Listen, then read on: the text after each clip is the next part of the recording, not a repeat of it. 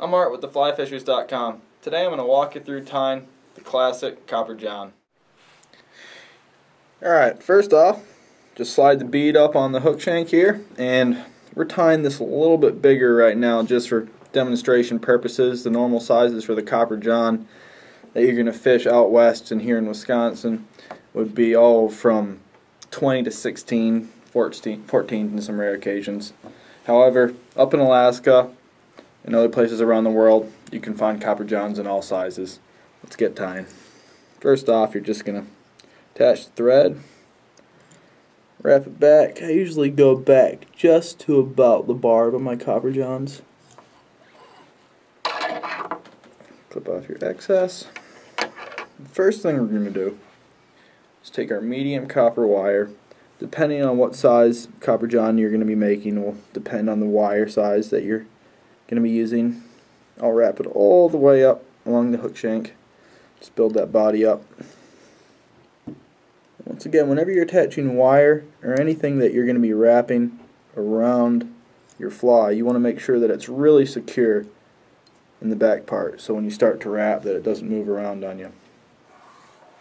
After the wire's in place, we're going to attach our goose biots, tie on the tail here. I get the goose biots positioned so they're pointing opposite. You kind of get a natural bend to them. And once you get them pinched right, you're just going to slide them back along the shank of the hook, get them nice and even. And I like to wrap all the way up to the front just to build that body up some more. That'll give you that nice even V shape for a tail.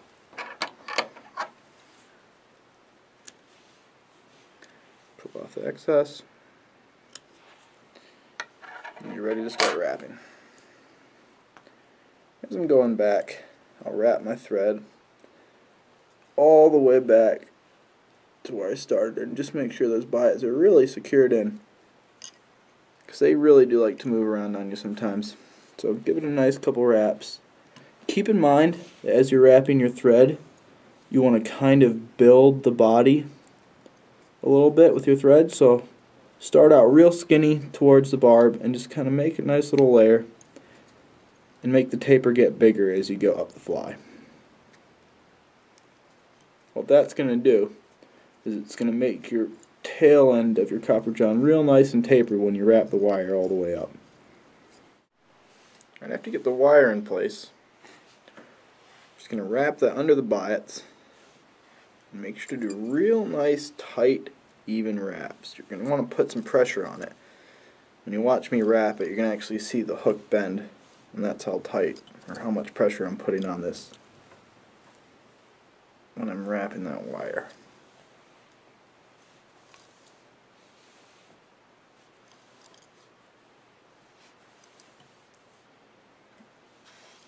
Just keep that pressure on, keep wrapping forward until you're about 2/3 of the way up the hook shank here. And you can see, since we wrapped our thread and made that tapered body, that it's going to have a real nice tapered effect, and it'll look really good once you get that wire on.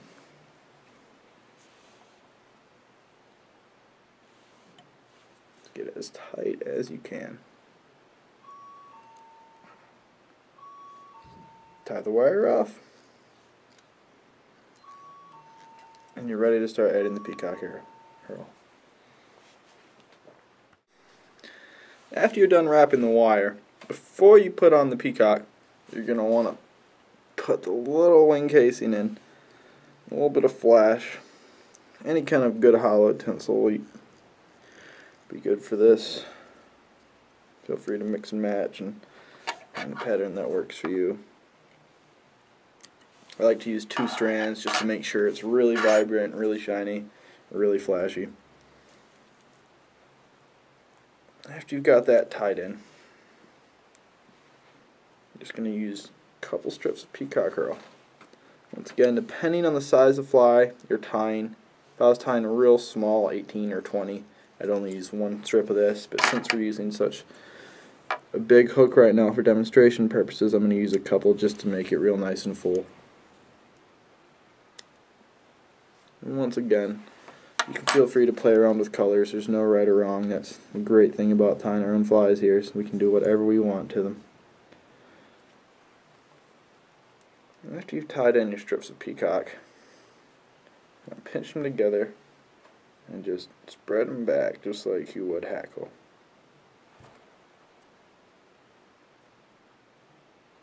And you're just going to wrap just like you would wire or thread. Just wrap it around. You want it to be real nice and even.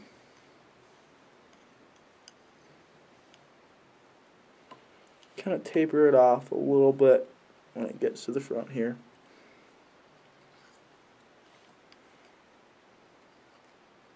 Make sure everything's all tied down real nice. Once again, just leave yourself a little bit of room right behind the bead so you can make yourself a nice clean head. There's nothing more frustrating than getting to the end of the fly and messing it up with a messy head. After you've got that all tied in, last step is just going to be adding a couple more legs here. Just take your biots. Once again, feel free to mix and match colors. But for the standard copper john, I'm just going to be using brown today. Tie them in right behind the bead head right there. Adjust them to the desired length you'd like. Clip off the excess. Give it a few more wraps just to secure them in place.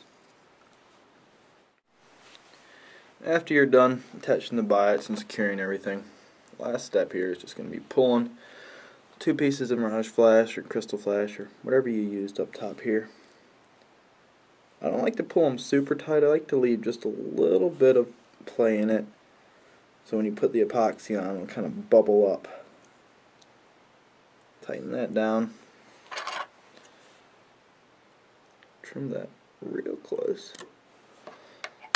Another wrap just to hide that little tag end down there. A couple half hitches. Cinch that down there, and you're done. Next step, just going to throw on a little bit of 5-minute epoxy up top here, a top piece of flash, and then we'll be set. Just take a bodkin, take a little bit on the tip there, just kind of cover it over. A nice little even coating. That'll kind of give that a little bit of a holographic feel to it, a little bit of a pop there. Just cover your knot too. And there you have it, Copper John.